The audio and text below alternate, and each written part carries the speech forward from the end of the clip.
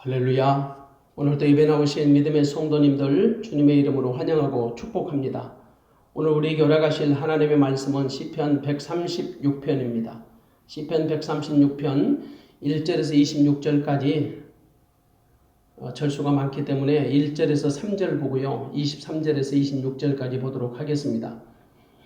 여호와께 감사하라. 그는 선하시며 그 인자하심이 영원하미로다. 모든 신에 뛰어나신 하나님께 감사하라. 그 인자하심이 영원하미로다. 모든 주에 뛰어나신 주께 감사하라. 그 인자하심이 영원하미로다. 23절에서 26절입니다. 우리를 비천한 데서 기념하신 이에게 감사하라. 그 인자하심이 영원하미로다.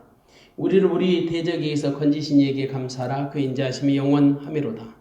모든 육체에게 식물을 주신 이에게 감사하라. 그 인자하심이 영원하미로다. 하늘의 하나님께 감사하라. 그 인자하심이 영원하미로다. 26절 보십시오. 하늘의 하나님께 감사하라. 그 인자하심이 영원하미로다. 귀한 말씀입니다. 저는 오늘 이 본문의 말씀을 가지고 제발 하나님께 감사하라.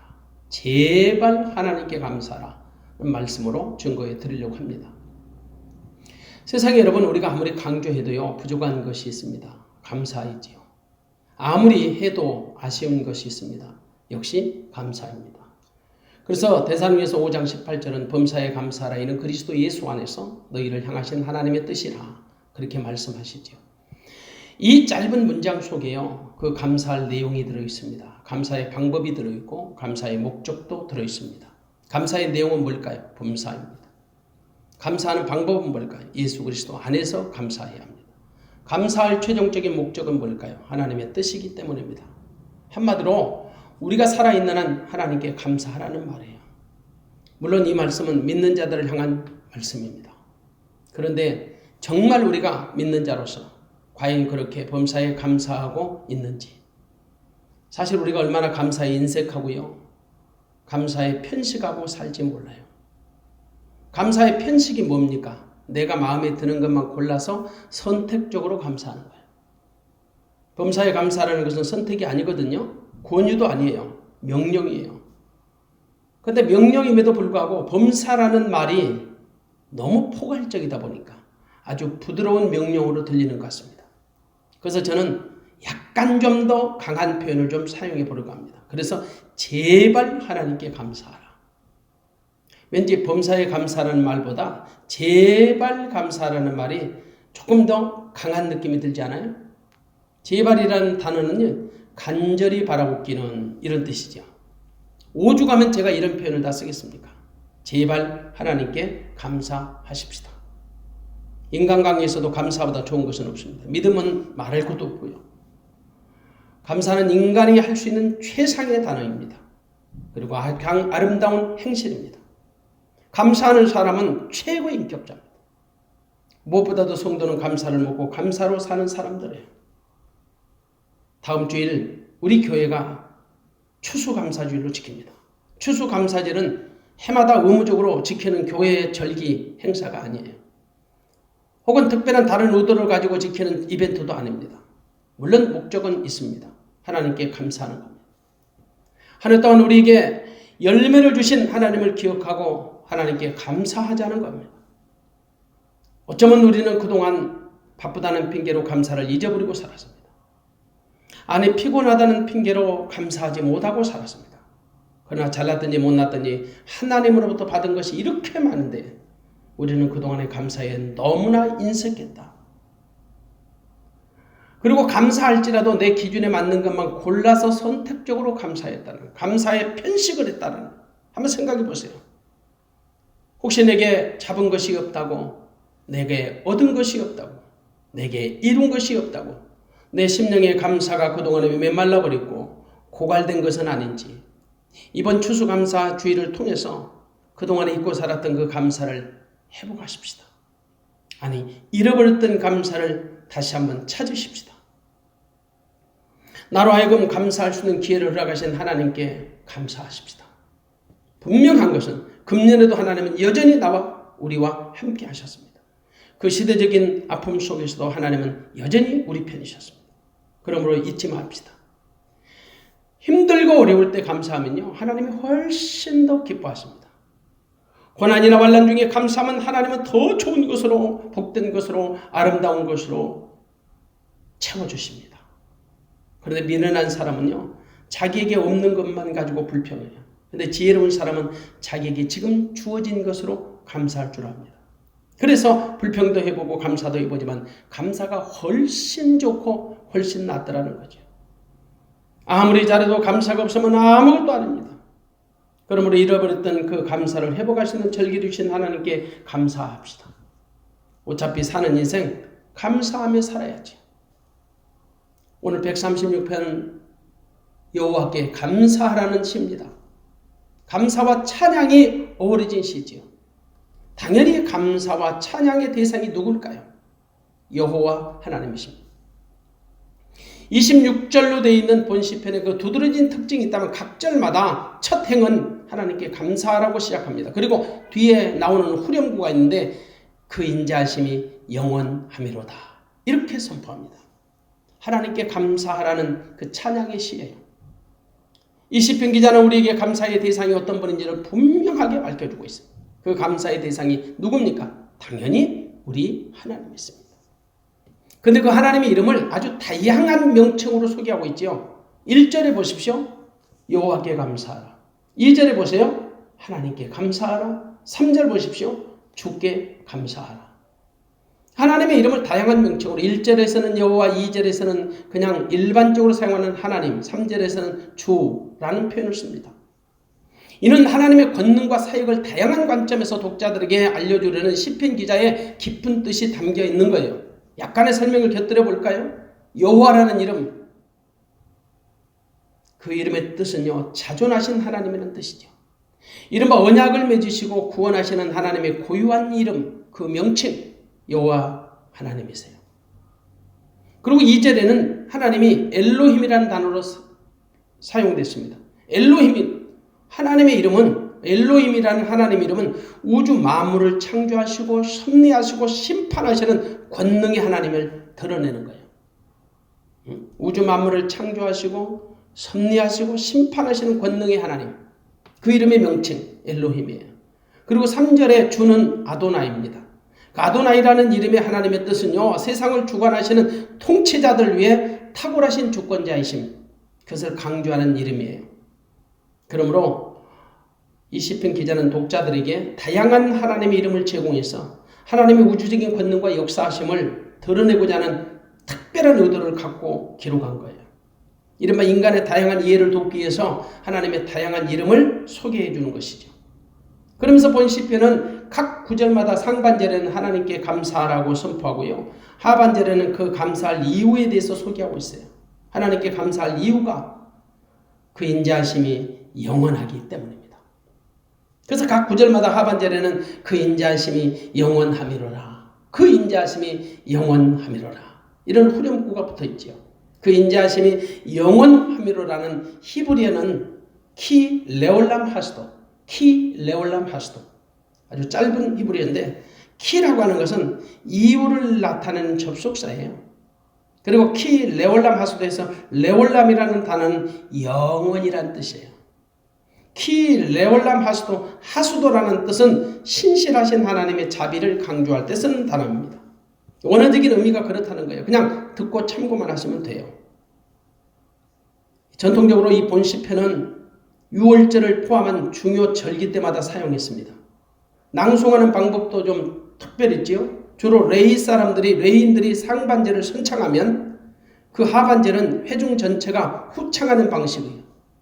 이른바 선창에 대해서 화답하는 교창 형식으로 사용되었다는 거예요. 무엇보다도 하나님께 감사하되 무엇을 감사해야 하는지를 알려주는 시입니다. 물론 우리가 무엇을 감사한다는 것은 있을 수가 없는 일이에요. 감히 우리 인간이 감사할 목록을 지정해가지고 감사한다는 것은 정말 어리석은 일이죠. 믿음 없는 행위예요.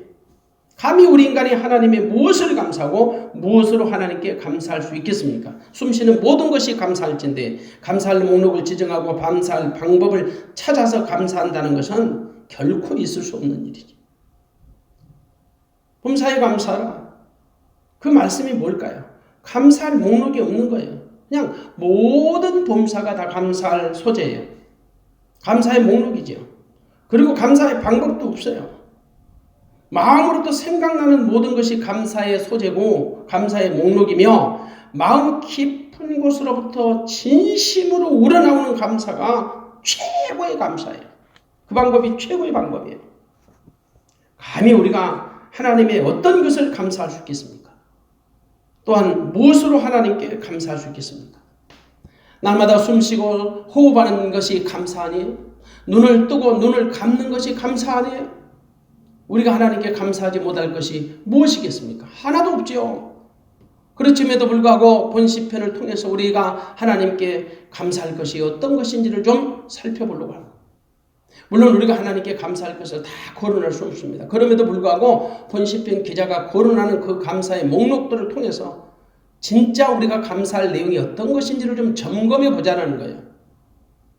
시편 기자는 우리의 그 소소한 일상에서부터 웅장한 그 감사의 목록에 이르기까지 모두 다 열거해 주고 있습니다. 이른바 하나님의 백성 이스라엘로부터 시작해서 만백성이 이르기까지 감사할 수밖에 없는 목록들을 열거하고 최종적으로 하나님께 감사하라고 촉구하는 거예요. 여러분, 감사는 취사가 선택이 아니에요. 권유도 아니에요. 명령이에요. 그럼 우리가 가장 먼저 무엇을 감사할까요? 어떤 것을 감사할까요? 가장 먼저 하나님을 감사해야 합니다.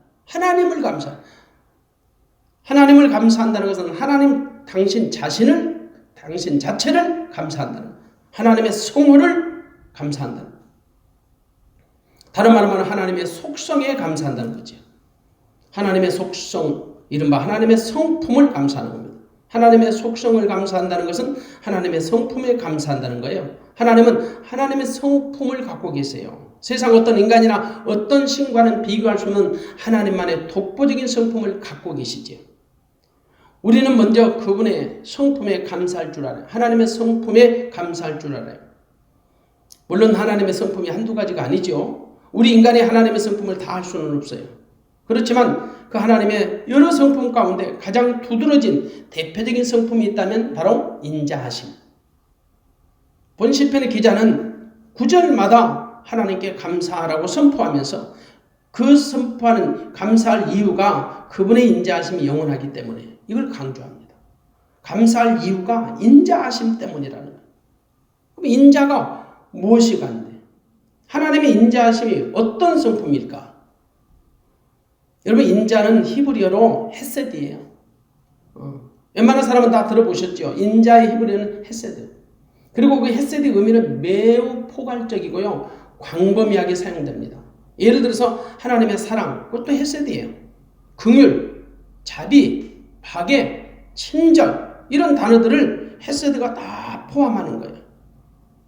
이른바 인자라는 헤세드는 하나님만 가질 수 있는 가장 독보적인 성품이고 가장 대표적인 성품이에요. 그래서 하나님의 인자하심만 강조해도 하나님이 과연 어떤 분이신지를 누구나 알 수 있는 거예요.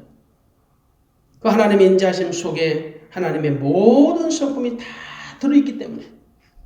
근데 그 인자하심이라는 단어에 부속적으로 나오는 단어가 있는데 영원하시다. 영원하시다. 그 인자하심이 영원하시다. 오늘 본문 시편 기자는 감사와 인자하심과 영원하심, 이 세 가지 삼중적인 단어를 가지고 독자들에게 감사를 촉구합니다. 다시 말해서 하나님은 감사를 받으실 분이요, 그분이 감사를 받으시기에 합당함은 그분의 인자하심 때문이라는 거예요. 그분의 인자하심은 영원하기 때문에. 다시 말합니다. 우리가 하나님께 감사할 이유가 하나님의 인자하심 때문이다. 그 인자하심은 영원하심 때문이다 라는 말이에요. 그러므로 감사나 인자하심이나 영원하심이 서로 보완적으로 사용되고 있어요. 서로를 지지해주고 보충해주는 역할을 하고 있다는 거죠. 여러분, 우리가 대부분 하나님께 감사치 못하는 이유가요, 주로 하나님의 성품에 대한 오해나 착각 때문에 그래요. 그 중에서도 하나님의 인자하심에 대한 오해가 상당할 겁니다. 하나님의 인자하심에 대한 착각은 성경 여러 곳에서도 우리가 찾아볼 수 있는데, 오늘 시간 관계상 가장 대표적인 사례만 한 가지만 소개하려고 합니다. 마태복음 25장에 보면 달란트 비유 나오잖아요. 그 달란트 비유에 나타나는 그 사람이 바로 하나님의 성품, 인자하심을 오해한 거예요. 어떤 사람이 타국에 가면서 자기 종들에게 자기의 소유를 맡겼습니다. 그들의 재능대로 맡기고 떠났습니다. 어떤 사람이 한 사람에게는 금 5달란트를, 또 한 사람에게는 2달란트를, 그리고 또 한 사람에게는 1달란트를 주고 떠났습니다. 5달란트 받은 자는 바로 가서 그것으로 장사하여 5달란트를 남겼습니다. 그리고 2달란트 받은 자도 2달란트를 새롭게 남겼습니다. 그런데 1달란트 받은 사람이 문제예요. 1달란트 받은 사람은 가서 땅을 팠습니다. 그리고 주인이 맡겨둔 돈을 감춰 놓았습니다.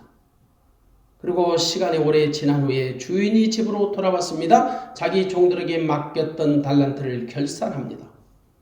5달란트 받은 자는 5달란트를 더 가지고 와서 가로되 주여 내게 5달란트를 주셨는데 내가 5달란트를 남겼다고 보고합니다. 그때 주인이 극찬을 하세요. 잘하였도다. 착하고 충성된 종. 내가 작은 일에 충성하였으면 내가 많은 것으로 내게 맡기려니 내 주인의 즐거움에 참여할지어다. 이렇게 축복해 줍니다. 이번에는 2달란트 받은 자가 주인 앞에 나와서 보고합니다. 2달란트를 다시 남겼다고 말입니다. 주인은 그에게 동일하게 축복하십니다. 잘하였도다. 착하고 충성된 종아. 내가 작은 일에 충성하였으면 내가 많은 것으로 내게 맡기려니 내 주인의 즐거움에 참여할지어다. 이렇게 축복해 줍니다. 이제는 1달란트 받은 자가 주인 앞에 나왔습니다. 그리고 그가 하는 말이 참 가관입니다. 그가 자기 주인께 나와 보고합니다. 주여 당신은 굳은 사람이라 심지 않은 데서 거두고 해치지 않은 데서 모으는 줄을 내가 알았으므로 두려워하여 나가서 당신의 달란트를 땅에 감추어 두었었나이다. 보소서 당신의 것을 받으셨나이다. 이렇게 보고합니다. 잘 들어보세요. 자기 주인을 얼마나 무시하는 말이에요. 한마디로 자기 주인의 성품을 짓밟아 뭉개버린 거예요. 자기 주인의 성품이 얼마나 못됐다는 겁니까? 자기 주인은 굳은 사람이래요. 심지가 굳으면 얼마나 좋겠어요. 근데 강팍하다는 얘기예요. 마음이 완악하다는 거예요. 이 굳은이라는 단어의 헬라어는 스클레로스입니다. 스클레로스. 이 스클레로스라는 말은요, 박정하고 포악하며 거칠다. 박정하고 포악하며 거칠다. 세상 말로 인정사정 봐주지 않고 무정하고 무자비하다는 겁니다. 우리가 자주 사용하는 시체말로 자기 주인의 성품이 매우 고약하고 꼬장꼬장하다. 이 말이에요. 한마디로 자기 주인의 성품을 악한 인격의 소유자라고 매도해버린 겁니다. 주인의 성품을 짓이겨버린 거죠. 그것으로 끝나지 않습니다. 자기 주인은요, 심지도 않은 데서 거두고 해치지 않은 데서 모으는 사람이래요. 이른바 자기 주인이 불로소득을 노리는 아주 악랄한 사람이라는 거죠. 세상 말로 고리대금업자보다 더 악랄한 사람이에요. 정말 자기 주인이 그런 사람일까요? 아니에요. 절대 아니에요. 한번 보세요. 2달란트 받은 자, 5달란트 받은 자에게 보상해주고 축복해주던 주인의 모습을 한번 보십시오. 얼마나 자상합니까? 인정 많고 사랑이 많습니까? 근데 이 1달란트 받은 사람은 자기 주인에 대해서 오해나 착각이 아니에요. 모함하는 것이고 모독하는 거예요. 어쩌면 주인을 몰라도 이렇게 모를 수 있을까요?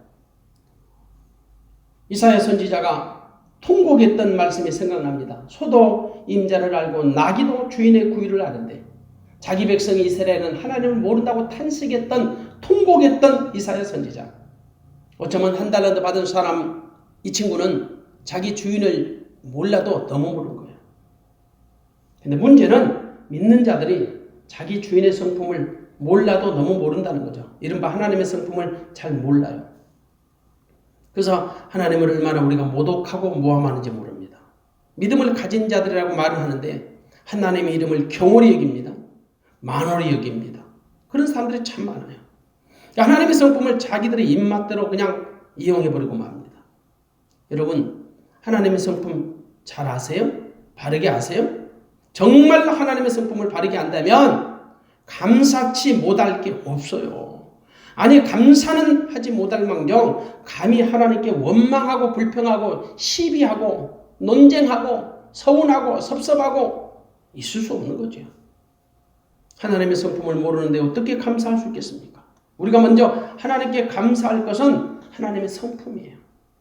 시편 기자는요, 그 감사할 하나님의 성품 가운데 가장 중요한 성품이 인자하심이라는, 그분의 인자하심을 감사해야 할 이유로 보는 거예요. 그 인자하심이 영원하기 때문에 감사한다는 거예요. 누구라도 한두 번 인자하심을 흉내낼 수 있어요. 한두 번은 사건이나 상황에 맞춰서 인자할 수 있다라는 거예요. 비록 그 인자가 하나님의 인자하심은 전혀 다르죠. 어설픈 인자를 할지라도. 그러나 인자하심이 영원한 사람은 이 땅에 없어요. 오직 하나님의 인자하심만 영원하실 뿐이에요.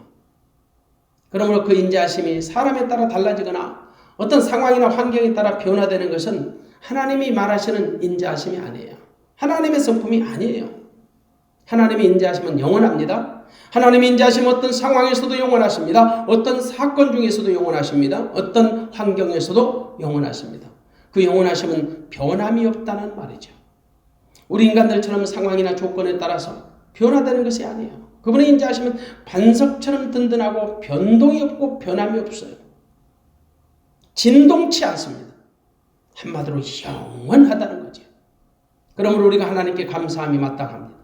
그래서 하나님의 인자하심은 우리가 감사해야 할 하나님의 최고의 성품이라는 거예요. 하나님의 인자하심에 감사하는 자 되시기를 주님의 이름으로 축원합니다. 그리고 어떤 걸 감사할까요? 하나님의 행적을 감사해야 합니다. 하나님의 행적을 감사하십시다. 한번 14절을 보겠습니다. 그냥 4절을요. 홀로 큰 기사를 행하시는 이에게 감사하라. 그 인자하심이 영원하미로다. 홀로 큰 기사를 행하시는 이에게 감사하라. 그 인자하심이 영원하미로다. 하나님은 홀로 큰 기사를 행하시는 분이십니다. 그러므로 그분이 행하신 일과 행하실 일에 우리는 감사해야 합니다. 이른바 하나님의 행적을 감사하라는 거죠. 이스라엘 하나님 졸지도 않습니다. 주무시지도 않습니다. 하나님은 피곤함이 없으십니다. 그래서 쉬지 않고 일하십니다. 하나님의 행적은 모든 만물 가운데 드러나 있습니다. 모든 역사 가운데 드러나 있습니다. 모든 사람 가운데 나타나 있습니다. 우리는 이것을 하나님의 역사하심이라고 말합니다. 여러분, 하나님은 하나님의 성품을 쫓아 일하십니다. 하나님의 의지대로 일하신다는 말이에요. 그리고 하나님의 의지는 하나님의 성품 안에 있습니다. 하나님은 하나님의 성품대로 하나님의 의지를 나타내시는 거죠. 우리에게 향하신 여호와의 인자하심과 선하심과 성실하심으로 하나님의 행사를 나타내신다는 말이에요. 그러므로 성도는 하나님이 하신 일을 믿고요. 하나님이 장차 하실 일을 믿는 사람들이에요. 그런데 하나님이 행하신 일도 믿지 못하는 성도들이 많아요. 모든 것이 증거로 분명히 나타나 있고 드러나 있는데도 불구하고 믿지 못하는 사람들이 얼마나 많은지 몰라요. 그러니 그런 자들이 감히 장차 행하실 하나님의 일을 어떻게 믿을 수 있습니까? 여러분, 믿음은 하나님의 역사를 인정하고 받아들이는 거예요. 하나님의 역사는 이미 이루어진 역사도 있고 장차 이루실 역사도 있어요. 믿음은 하나님의 모든 역사를 인정하고 수용하는 거죠. 이른바 이미 이룬 일을 믿고 장차 이루실 일을 믿는 거예요. 근데 하나님을 믿는다고 말하면서 하나님이 행하시는 이적과 표적만 보고도 믿지를 못해요. 심지어 하나님을 믿는다고 말하면서도 하나님이 행하신 일, 이적과 표적이 나타남에도 불구하고 믿지 못하는 사람들이 많아요.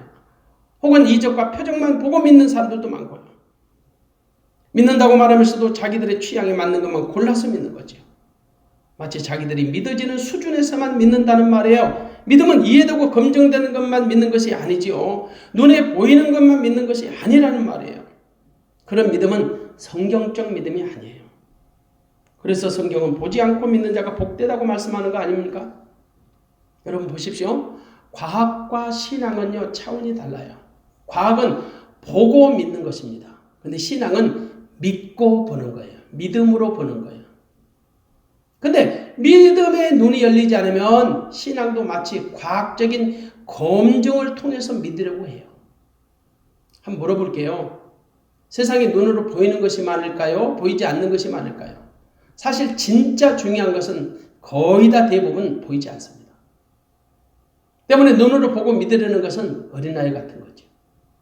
그래서 기독교 신앙을 가졌다고 말하면서도 표정만 보고 믿으려는 사람들이 얼마나 많은지요. 그런 사람들은 대단히 위험한 사람들. 왜냐하면 그런 사람들은 자기들의 수준에서 하나님을 이해하려고 하고요. 믿으려고 하기 때문에 그래요. 그런 자들 때문에 자꾸 황당하고 엉뚱한 말이 만들어지는 거예요.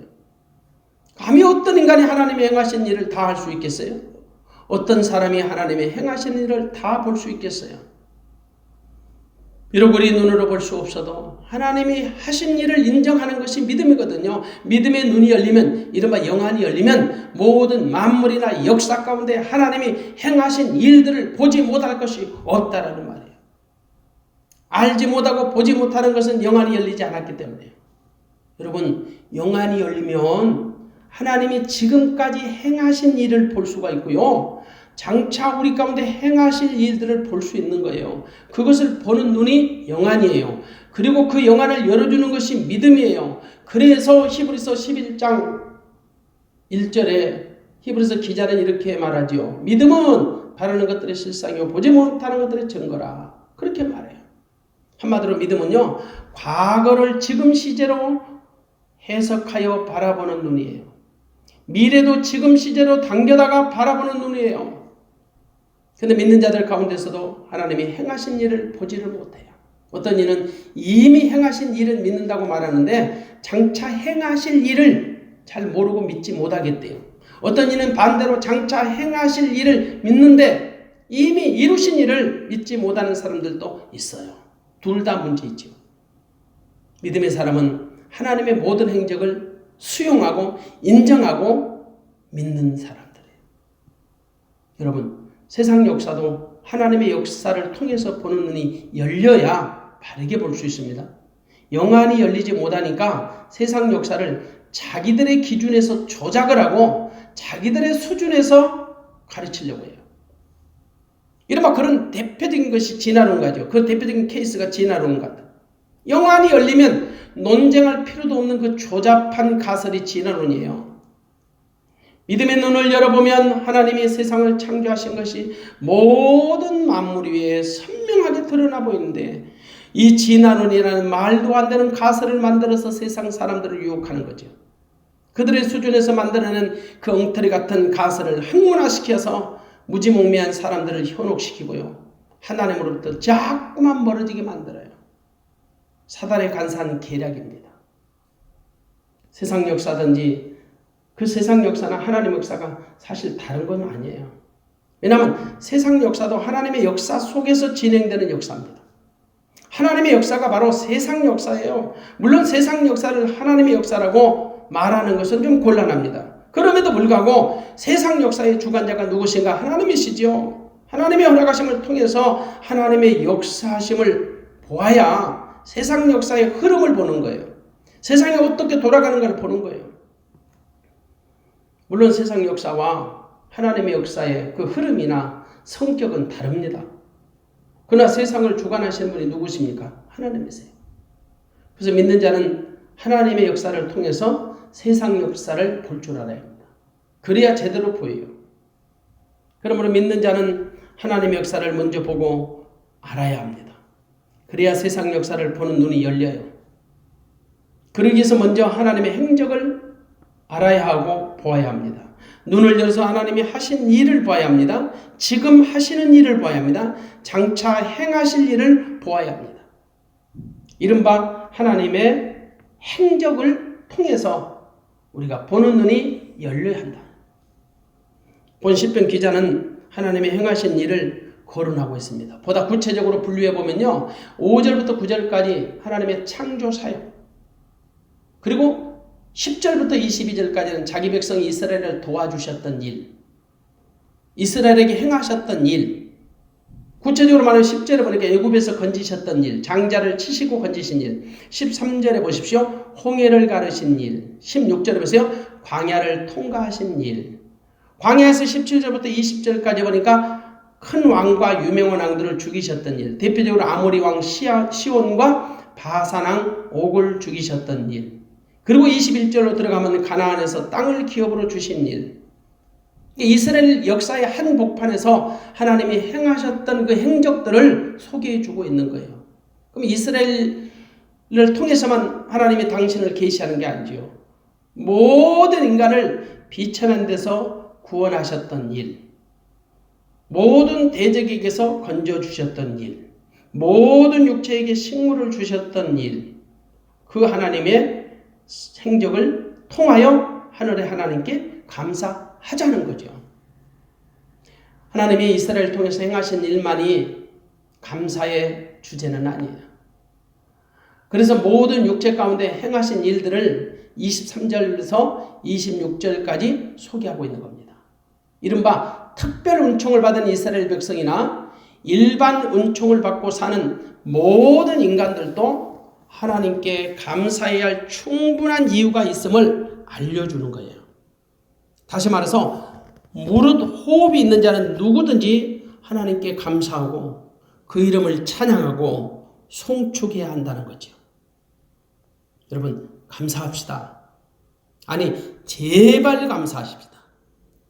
금년에도 하나님이 지금까지 행하신 일을 잊지 말고 여기까지 도와주신 하나님 앞에 감사하십시다. 다시 말해서 여기까지 도와주신 에베네셀의 하나님께 감사하고 지금 나와 함께 나의 일을 돕고 계시는 임마누엘 되신 하나님께 감사하고 장차 행하실 여호와 일의 하나님께 감사하는 저와 여러분들 되시기를 주님의 이름으로 축원합니다. 지금 이 순간에도 여전히 하나님은 내 곁에서 나를 돕고 나와 함께 하셔서 하나님의 행적을 나타내 보여주십니다. 그 하나님의 행적을 감사해야 합니다. 그리고 장차 우리에게 행하실 일을요 기대하며 감사할 줄 알아야 합니다. 나의 모든 욕망과 나의 모든 소원을 내려놓고 오직 하나님께 감사합시다. 진심으로 감사합시다. 아니 전심으로 감사합시다. 이번 추수감사절을 통하여 각 심령에 메말랐던 감사가 다시 한번 회복되시기를 주님의 이름으로 축원합니다. 여러분 감사보다 더 좋은 제사는 없습니다. 감사보다 더 좋은 믿음도 없습니다. 감사가 최고의 인격이고 최고의 믿음입니다. 할수록 좋습니다. 감사만 회복되면 우리 믿음이 회복되고요. 우리 삶이 회복될 줄로 믿습니다. 다시 말합니다. 하나님께 감사하십시다. 제발 하나님께 감사하십시다. 여러분 하나님께 감사하는 믿음의 종들이 되어지시기를 주님의 이름으로 축원합니다. 기도하겠습니다.